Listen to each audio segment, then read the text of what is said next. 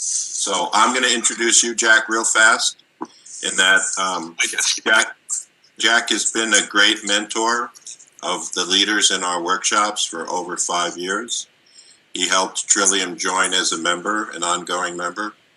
Jack spent 3.5 years answering my questions for a biography I've written about him called Giants in Social Investing. And Jack views this type of session as a way of giving back, a perfect embodiment of his mentoring instincts. Jack Robertson. Right. Robinson, for those of you who don't know. It's great to see a number of old friends pop into my screen and some new ones, which is terrific. And let me first start by saying there's some people on this call who know a lot more about aspects of ESG investing than I do. And so I'm going to feel free to call on you guys to the extent, since you're here, to help out, because I think a lot of people would benefit from your expertise and backgrounds in what you're currently doing. Just to wrap up on a couple of quick things from yesterday, and for those of you who weren't with us yesterday, we had a good chat about my personal background and how I got interested in what's now called ESG investing. In those days, I called it green investing, and there was no green investing in those days. We talked quite a bit about that, but one lesson about that I think is important, based on a couple of questions I've had since yesterday, is that if you don't believe in ESG, if you don't genuinely believe that it adds value, and including financial value, you're not going to make it happen. If you're doing it just to check the boxes and for marketing reasons, it's not genuine and it isn't going to work. And we touched on Enron as one example from years and years ago, but now have here today on the call Scott too, who introduced himself. Scott at what's now Train is, and used to be part of Ingersoll Rand, is one example, in my opinion, of a company that has fully integrated and continues to expand the integration of ESG in its entire culture. When you hear Scott talk a little bit about that and what they're doing, I think you'll probably agree with me. So I just wanted to make that point. As well as I said yesterday, the challenge, the biggest challenge, in my opinion, and I've been beating this drum for a number of years, for those of you who know me, is climate. I think climate is a bigger challenge and becoming a bigger challenge than all of ESG combined. And if you talk, like I try to do, with scientists who are active in the area, they probably would agree with that. And there are some people on this call who would totally agree with that. And so the fact we're going to talk a little bit about climate and climate solutions within the context of ESG, I think is a good thing. The other thing Bruce mentioned that we're going to talk about is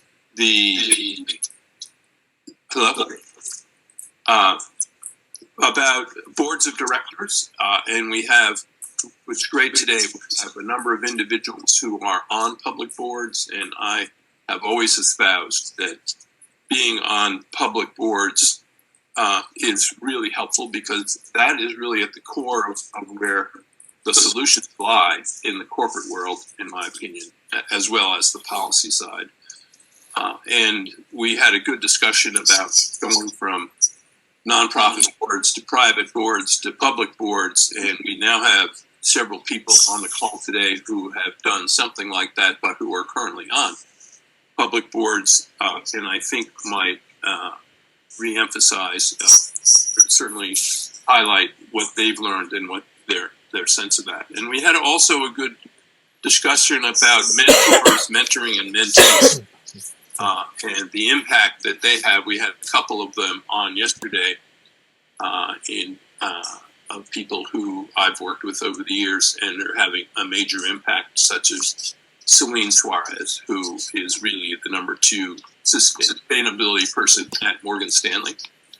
And also Karina Funk, who is with Brown, where Mark Collins is. So wanted to touch base on that. So I think the way to start the climate discussion is I'm going to ask a couple of you to share with us, the whole group, what you were doing on this, because I think that, frankly, is more important at this point in this discussion.